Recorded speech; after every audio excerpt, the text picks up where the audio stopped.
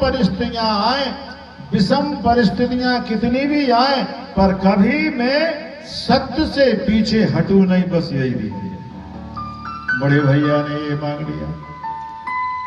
तो मझले भैया की बारी आई, भीमसेन भैया से कहा भैया भीमसेन मांगो।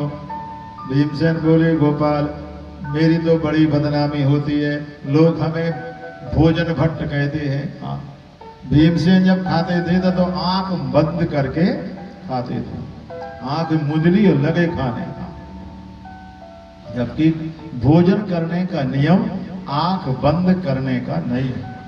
भोजन करो तो आंख खोल के करो, और भोजन कराओ तो आंख बंद करके कराओ। इतना अंतर करो तो आंख खोल के, हाँ, और कराओ तो आंख बंद के। अभी 2 पूड़ी तो और लेना पड़ेगी। नहीं महाराज, अभी 2 पूड़ी और खाइए, थोड़ी सी तस्मई और लीजिए। खिलाओ तो आंख बंद करके, और खाओ तो आंख खोल के। तो लोग भीमसेन कहते हमारी बड़ी बदनामी होती है, इसलिए हमें तो यही वरदान मांगता हूं कि उठते बैठते सोते हंसते खाते पीते जीवन की किसी भी परिस्थिति आए, केवल तुम्हारी याद बनी रहे, बस तुम्हारी याद बनी रहे। भीमसेन ने ये मांगा। अर्जुन से कहा कि भैया तुम ही मांग ले, तेरा मैंने बहुत रत हाँका है। अर्जुन ने कहा कि मैंने तो आपको अपना गुरु माना है, कि आप मेरे गुरु हैं, और ये विचार मेरे मन से कभी ना जाए, यही हमेशा बना रहे, ये हमें दे दे। अब सुभद्रा की ओर नजर डाली, कहा बहना तू मांग, तो तू मेरी बहन है। सुभद्रा ने बहुत अच्छा मांगा, और अगर आप मांगना चाहें तो मांग लीजिएगा, आज भागवत में मिल जाएगा। सुभद्रा ने कहा एक वर चाहिए कन्हैया, वो वर ये चाहिए कि आपके चरण एक प्रकार से पिंजरा है। सुभद्रा कितनी सावधान है, कहती है भगवान आपके चरण जो है कोई पिंजरा है, और मेरा मन है राजहंस। आपके चरण पिंजरा, मेरा मन राजहंस, और मेरा मन रूपी हंस जो है आपके चरण रूपी पिंजरा से कभी बाहर ना निकले, यही नहीं। क्योंकि जब प्राण जाने लगते हैं ना, तो वात पित्त कफ तीनों प्रबल हो जाते हैं। हाँ, कहा भैया अब क्या है, बोले अब तो कंठ रुक गया। जब तीनों प्रबल हो जाते हैं तो कफ की वृद्धि हो जाती है, तो कुछ वचन नहीं निकलते। ऐसी स्थिति में प्रभु आप मेरे ऊपर अपना वरद हस्त रख दीजिएगा। द्रौपदी से कहा कि बहना तू मांग, तूने क्या मन में विचार रखा है। द्रौपदी भगवान को सखा मानती थी। तू अपने आप को सखी कहती है, मुझे सखा कहती है, बस यही मेरे दिल से कभी ना निकले, जब तक मैं जीवित रहूं यही मुझे वरदान दीजिए। सभी से सब कुछ मांगा, किंतु मैया कुंती एक और शांत खड़ी है, परम गंभीर है माता कुंती। गोविंद मुस्कुराकर पास बह गए और कहा बुआ तूने नहीं मांगा। अरे तू मांग बुआ, क्या चाहिए। बुआ कुंती बोली कि गोपाल मैं क्या मांगू, मांगते तो वो है जिनके पास कुछ होता नहीं, और मेरे पास तो सब कुछ है। मैं क्या मांगू। भगवान बोले नहीं बुआ, मेरा मन कहता है कि कुछ तो मांग ले, मांग। जब ऐसी बात कही तो कुंती ने अपना पल्लू सामने फैला लिया, साड़ी का पल्लू सामने फैला लिया। देना चाहते हो तो एक ही वर दे दे। अब देने के लिए आज आप तैयार खड़े हो तो एक वर दे दो। ये वर ऐसा मांगा कि आज तक किसी ने नहीं मांगा, केवल एक नाथ जी महाराज ने मांगा। सुनाएंगे कथा किसी दिन। एक नाथ जी महाराज क्या वरदान मांगा कि विपिता संतुना सत्वत्र तत्र जगत गुरु भवतो दर्शनम यतस्याद पुनर्भवो दर्शनम। हे कन्हैया, अगर बुआ को वरदान देना चाहते हो तो लाला यही वरदान दे दो कि मेरे जीवन में विपत्ति ही विपत्ति आती रहे, दुख ही दुख आता रहे, एक विपत्ति दूर हो जाए तो दूसरी विपत्ति आ जाए, मेरे दुख ही दुख मेरे जीवन में आते रहे। अबाक रह गए जगदीश्वर। अरे बुआ, तूने कितना कष्ट उठाया। राजा भोज की पुत्री तू, हाँ, किशोर अवस्था में तेरा ब्याह हो गया, और ब्याह हुआ ऐसे पुरुष के साथ जो पीलिया रोग से ग्रसित था, पांडु जी महाराज। माद्री और कुंती दोनों उनकी पत्नी थी। कुंती ने सोचा कोई बात नहीं, मेरे तो पति परमेश्वर है, पति भी मिला और पीलिया का रोग भी मिला, और उस पति का कोई सुख भी नहीं। श्रापित है पति कि अगर पत्नी के साथ सहवास करेगा तो मृत्यु को अंगीकार करना पड़ेगा। ये जो बेटी हुई है ना कुंती के ना,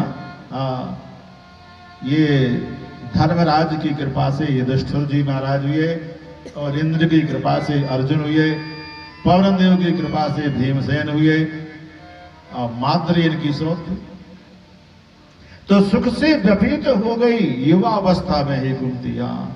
पति की यशमय मृत्यु हो गई। पांडु राजा एक बार मन को काबू में नहीं कर सके, माद्री के पास गए, उनकी मृत्यु हो गई। अब ऐसी विधवा नारी 5-5 बेटों को लेकर कैसे पाल सकती है? भगवान कहते हैं बुआ कुंती,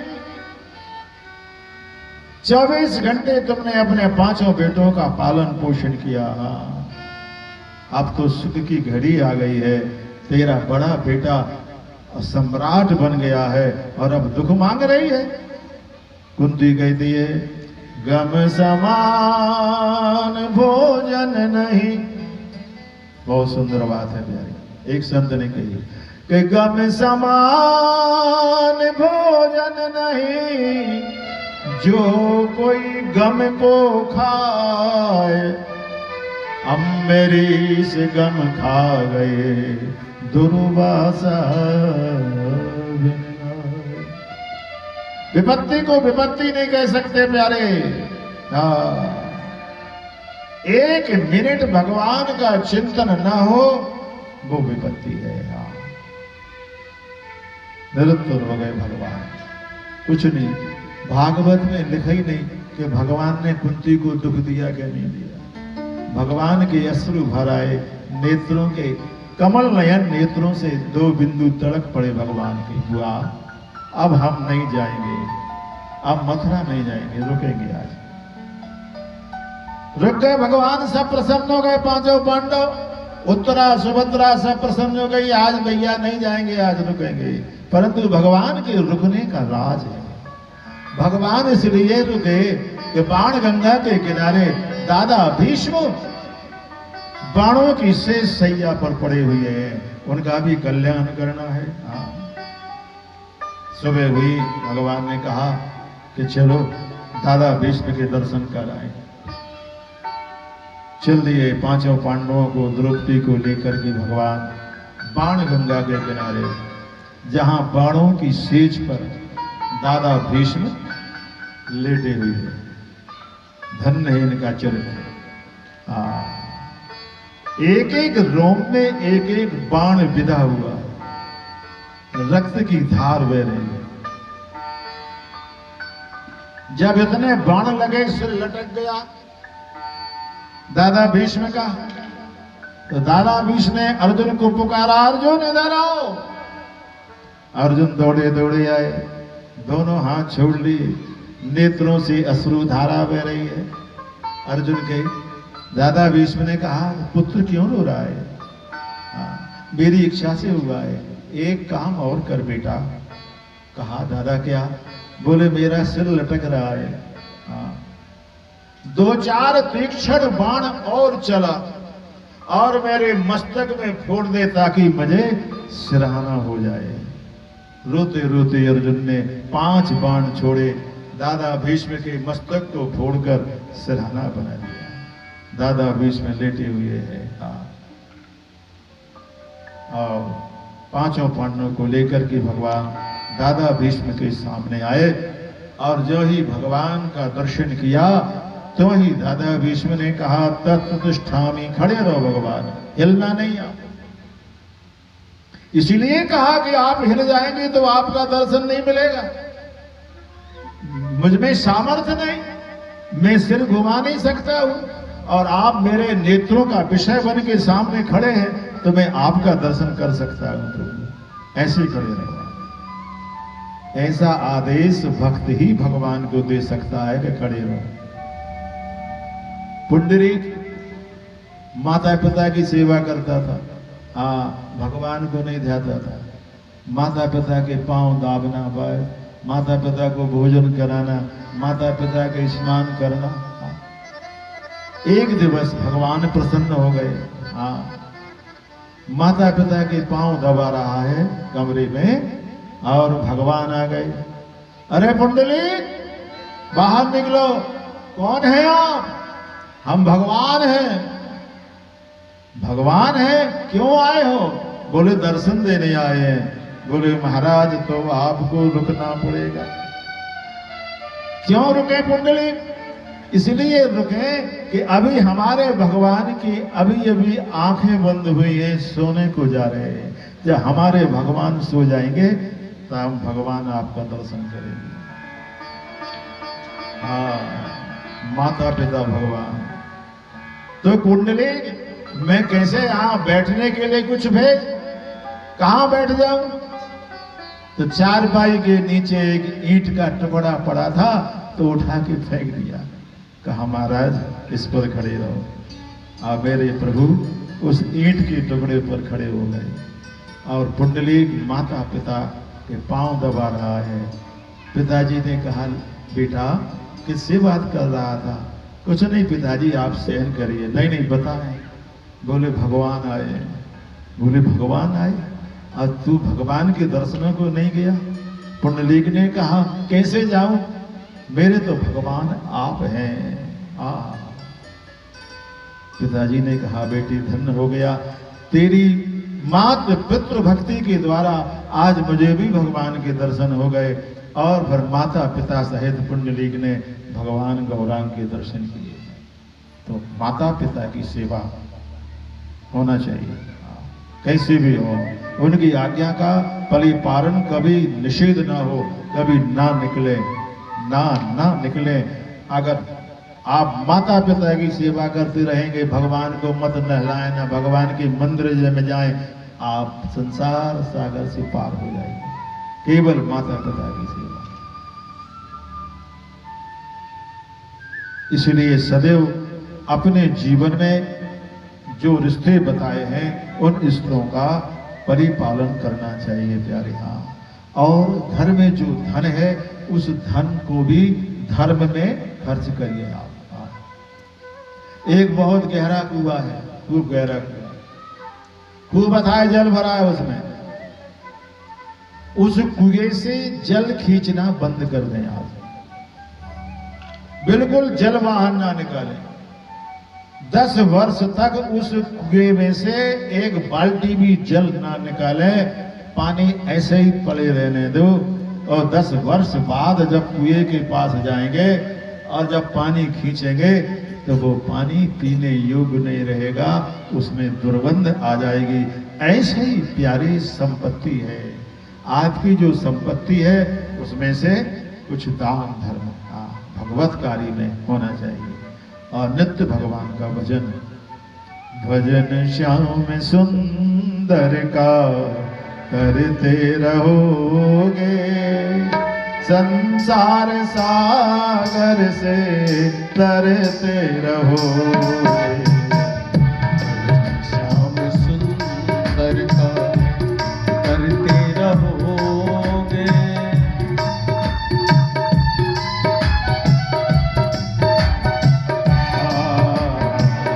भजन श्याम सुंदर का करते रहोगे, संसार सागर से तरते रहोगे। भजन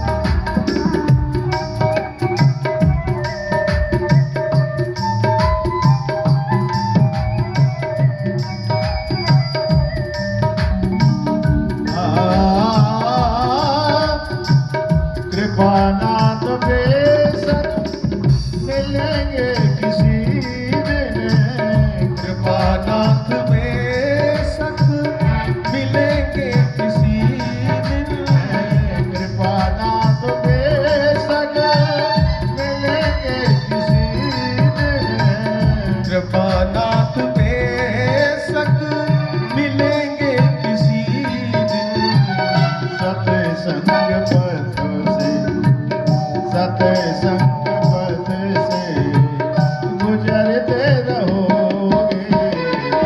सत्संग पथ से गुजरते रहोगे।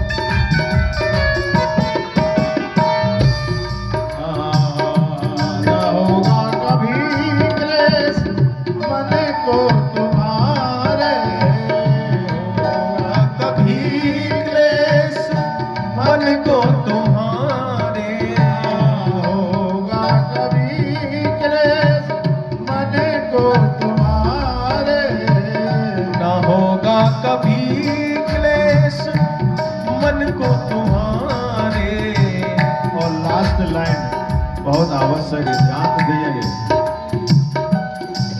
जो अपनी बड़ाई से, जो अपनी बड़ाई से डरते रहोगे, जो अपनी बड़ाई से डरते रहोगे।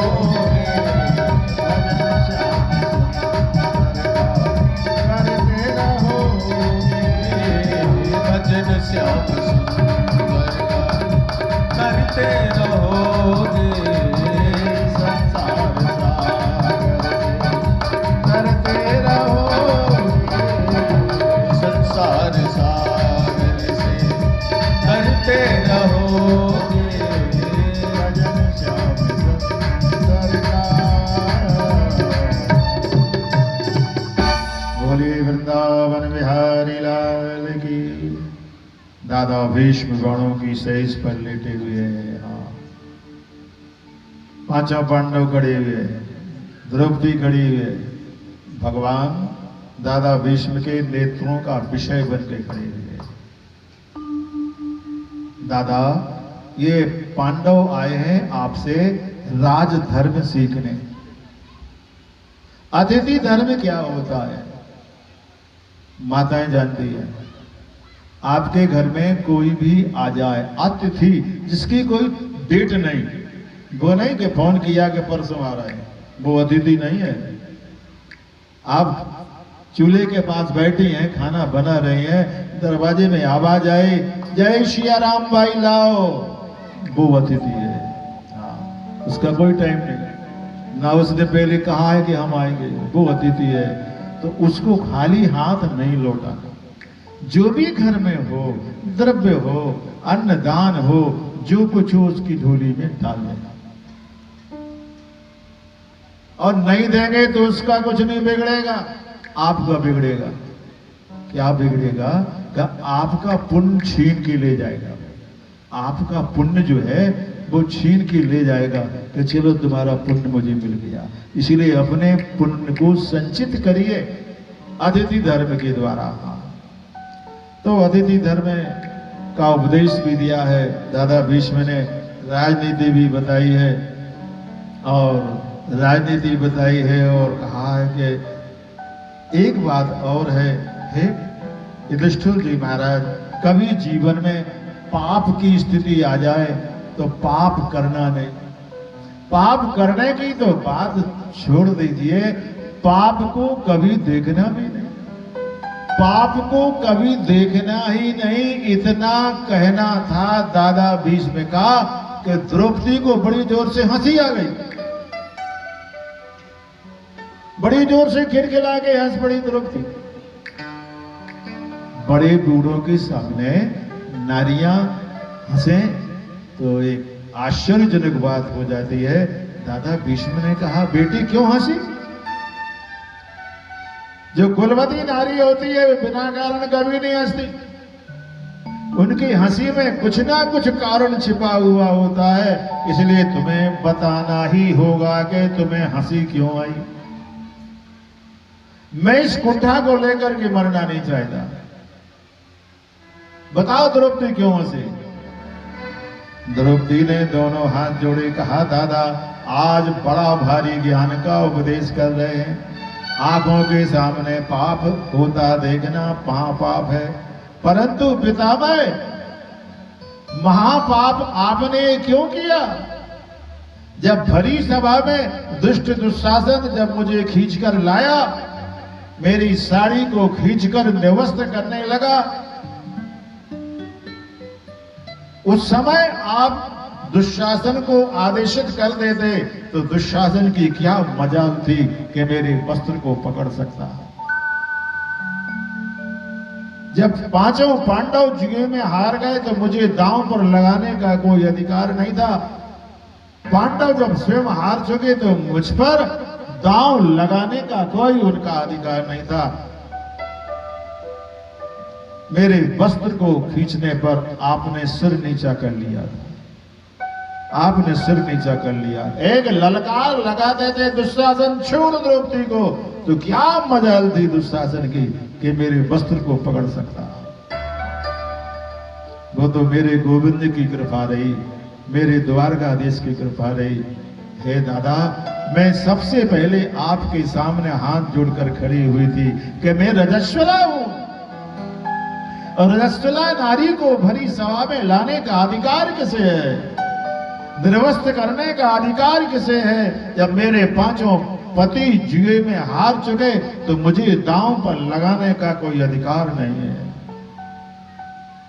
आपका सिर नीचा था, दुशासन मेरे वस्त्र को पकड़े हुए था।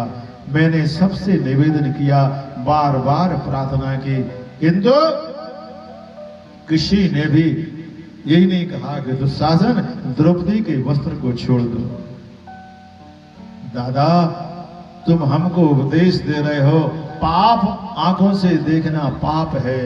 हाँ, और आपने ये पाप आंखों से देखा। हाँ, जब ये वाणी कही द्रौपदी ने सो हिचकियों में रो पड़े वाला भीष्म, रो पड़े, हिचकियां बन गई दादा भीष्म की, जिसके नेत्रों से कभी अश्रुपात नहीं हुआ। अपनों के जाने के बाद भी जो महावीर कभी नहीं रोया, आज द्रौपदी के इन वचनों को सुनकर के बाण जैसे लगे, नेत्रों से अविरल अश्रुधारा प्रवाहित हो गई। बेटी ठीक कह रही है, ये यही सजा तो है बेटी। तुम ठीक कहती, अगर मैं रोक देता तो क्या मजाल थी दुशासन की, क्या दुर्योधन की सामर्थ्य था कि मेरे वस्त्र का हरण कर लेता, परंतु मैं देखता रहा। इसलिए तो बेटी मुझे सजा मिली। आज 54 दिन हो गए, एक एक रोम में एक एक बाण विधा हुआ है, और एक एक रोम से रक्त की धारा बह रही है, और मैं महाप्रयाण के लिए और तैयार बैठा हूं। भगवान कृष्ण की ओर देखे दादा भीष्म, कहा कन्हैया तुम तो भगवान हो, तुम सबके जीवों के बारे में जानते हो, बताओ मैंने 100 जन्मों में कोई पाप किया क्या नहीं किया? भगवान बोले, दादा भीष्म तुमने 100 जन्मों में तो कोई पाप नहीं किया, परंतु 101 जन्म में तुमने पाप किया था। क्या पाप किया था भगवान, सुनाइए आप। भगवान सुनाने लगे कि दादा 101 जन्म में तुम एक महावती थे, हाथी के ऊपर बैठे हुए चले आ रहे थे, हाथी को जल पिलाने के लिए नदी के किनारे जा रहे थे, और मार्ग में एक विशाल काय, क्या कहना चाहिए उसके लिए, पंछी, विशाल काय पैरों वाला, क्या बोलते हैं,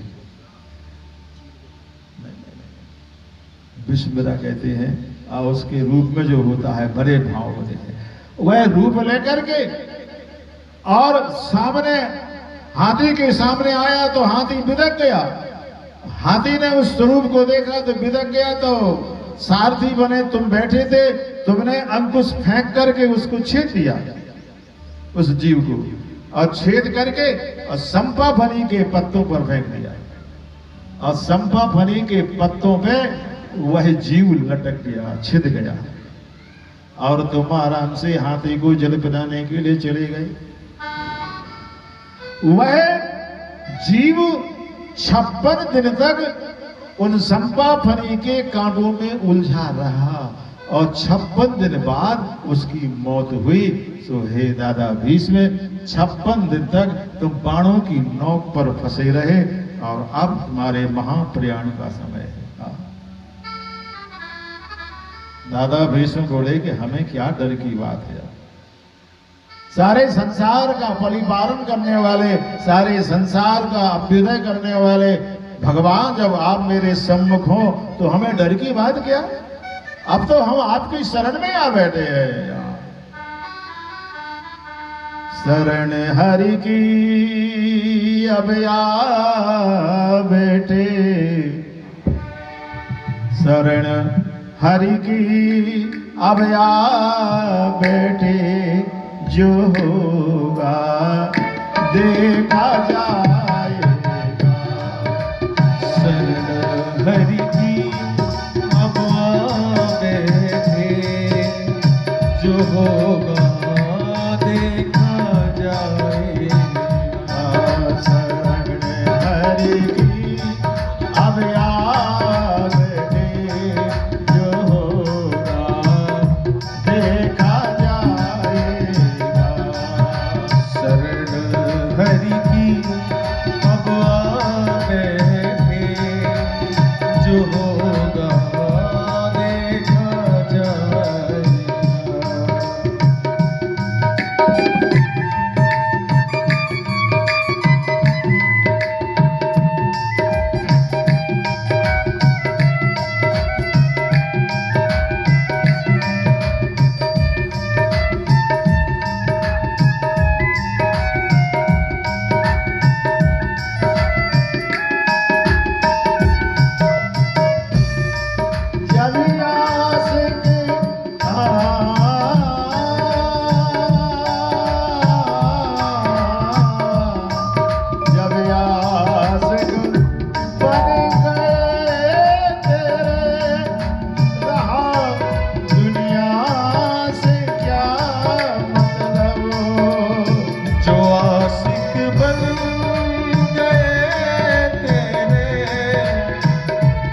अब दुनिया से क्या मतलब,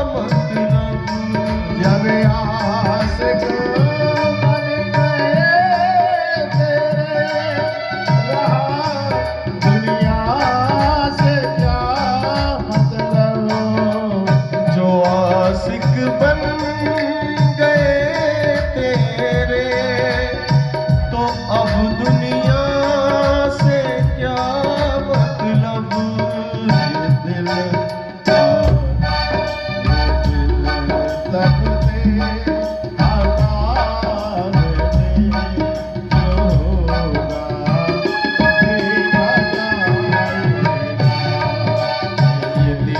सबसे हटा बैठे, जो होगा देखा जाएगा। प्रभु की आज्ञा बैठे, जो होगा देखा जाएगा। लगन प्रभु से लगा बैठे, जो होगा देखा जाएगा। गोविंद बोलो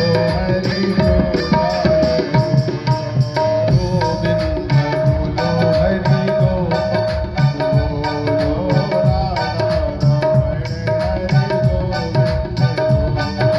राधा रमण हरि गोविंद बोलो।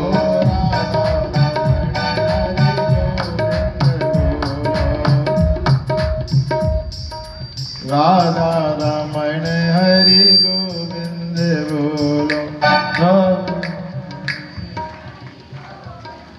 भैया लोगों से माताएं बहनें अग्रणी हैं। एक तो आप लोगों का सुरीला कंठ होता ही है, दूसरे मिलके गाती हैं।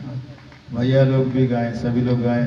ये तो जीवन का एक आसरा बन जाना चाहिए। हरिनाम, हाँ, हरिनाम। हाँ, मैं आपको एक बात सुना, बताइए आप। मैं एक जगह कथा कह रहा था, ना बोलूं तो अच्छी बात है, स्थान का नाम। और जब कीर्तन कराता हूं तो बड़े भाव से लोग कीर्तन करते हैं। एक जगह एक हरिजन था, हाँ बेचारा हरिजन समाज से था। वो पीछे बैठता था कथा करने के लिए, और कीर्तन होता तो बड़े भाव से कीर्तन करता था वो, हाँ, और नित्य कथा सुनना। और उसको कथा शुरू हुई तो आसन लिया तो लिया, पर बदला नहीं, कभी बदला नहीं उसने। अच्छा बता ही नहीं, गणेशगंज स्टेशन पर हम कथा बोल रहे थे, स्टेशन के उस तरफ, और वो आता था सासा तरफ से। एक दिवस बड़ी जोर से स्पीड में और आवाज करती हुई मालगाड़ी आ रही थी, और मैंने आवाहन शुरू कर दिया था। अब वो घबराया कि पंडित जी कथा शुरू ना कह पाए, मैं पहुंच जाऊं, और उसने छलांग लगा दी। लोगों ने बताया बाद में, हमें ऐसी छलांग लगाई कि लोग चिल्ला उठे, कह रहे, पर मेरे प्रभु ने उसको बचा लिया। निकल के आया, कथा उसने श्रवण की। लोगों ने कहा महाराज उस व्यक्ति को समझाओ, आप थोड़ा 2 मिनट रुक जाता, नहीं तो डीजल से कुचल जाता। मैंने उससे कहा कि भैया तू ऐसा क्यों कर रहा है? थोड़ा रुक जाते तो। बोले जवाबदारी मेरी थोड़ी थी, जवाबदारी तो भगवान की थी, जिनके पास में आ रहा था वो बचाते मुझे, मैं भले मर जाता। तो जब में हम कीर्तन कराते थे तो वो हरिजन समाज से था, तो बैठा रहता था। एक दिवस बारिश आ गई, बारिश आ गई तो लोग इधर उधर भाग उठे छिपने के लिए, पर वो बैठा रहा। अब हमारा मंच बनता है सुरक्षित, चाहे पानी गिरे चाहे धूप आए, कुछ नहीं। हम बैठे थे, हमने कहा भैया उठ जाओ। बोला महाराज जी कथा सुनाओगे आप? हमने कहा क्यों? बोले कथा सुनाओगे तो बैठा रहूंगा, और नहीं सुनाओगे तो उठ जाऊंगा। आपने कहा कि एक आसन पर बैठकर कथा सुननी चाहिए, तो हम एक आसन से बैठे। मैंने कहा भैया उठ जा, तेरे लिए हम कथा नहीं सुनाएंगे, उठ जाऊंगा।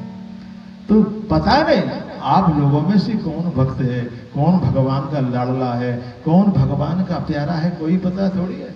हाँ, तो बड़े भक्त भाव से आप कथा सुन रहे हैं।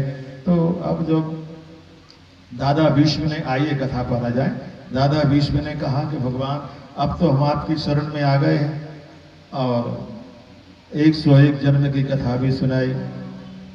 वही पाप हम भोग रहे हैं दादा भीष्म, इसलिए अब तुम अपने मन को एकत्र करो।